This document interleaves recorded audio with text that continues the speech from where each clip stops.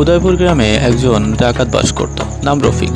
তার জীবনে তিনি ৯৯ জনকে হত্যা করেছেন। এছাড়াও ধর্ষণ, লুণ্ঠন আরও অনেক অপরাধ তো করেছেনই। হঠাৎ তার জীবনে একটি অভাবনীয় পরিবর্তন আসলো। তিনি রিয়েলাইজ করতে পারলেন জীবনে যে কাজগুলো করেছেন সেটা চরম অন্যায়, তাকে ভালো পথে ফিরে আসতে হবে। তাই তিনি একজন ধার্মিক মানুষ খুঁজতে থাকেন, তার সকল অপরাধ মহান আল্লাহ ক্ষমা করবেন কিনা এটা জানার জন্য। হাঁটতে হাঁটতে একসময় রাস্তার মাঝে এক দরবেশকে দেখতে পান এবং তার কাছে বললেন, বাবা, আমি জীবনে অনেক মানুষকে হত্যা করেছি, লুণ্ঠন সহ আরও অনেক অপরাধ করেছি। আমি যদি ভালো পথে ফিরে আসি, মহান আল্লাহ কি আমাকে ক্ষমা করবেন? একথা শুনে দরবেশ আঁতকে উঠল এবং বলে উঠল, ওরে বাবা, খুন না, কখনো আল্লাহ তোমাকে ক্ষমা করবেন না।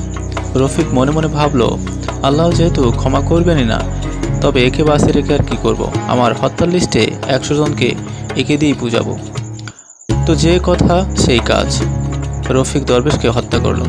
তারপরেও তার মন মানছে না, ক্ষমা যেন তাকে পেতেই হবে। তখন একজন ব্যক্তির কাছে রফিক জানতে চাইল এই গ্রামে কোনো আলেম আছে কিনা। তখন ব্যক্তিটি বলল, হ্যাঁ আছে, পাশের গ্রামে খোঁজ করুন। তখন রফিকের মন একটু শান্ত হলো। রফিক মনে মনে আল্লাহর কাছে ক্ষমা চাইতে লাগলেন এবং তিনি তার বাড়িতে চলে গেলেন এবং ভালো কাপড় পরে ওই আলেমকে খোঁজার উদ্দেশ্যে বের হলেন। এবং যখন তিনি নিজের গ্রামটি পার হচ্ছিলেন, ঠিক তখনই মালাকুল মউত অর্থাৎ মৃত্যুর ফেরেশতা চলে আসলো এবং তার রুহটি কবজ করলো। তো বন্ধুরা, মৃত রফিক ডাকাতের সাথে মহান আল্লাহ তাআলা কী করলেন এর পরের খণ্ডে দেখুন। ধন্যবাদ।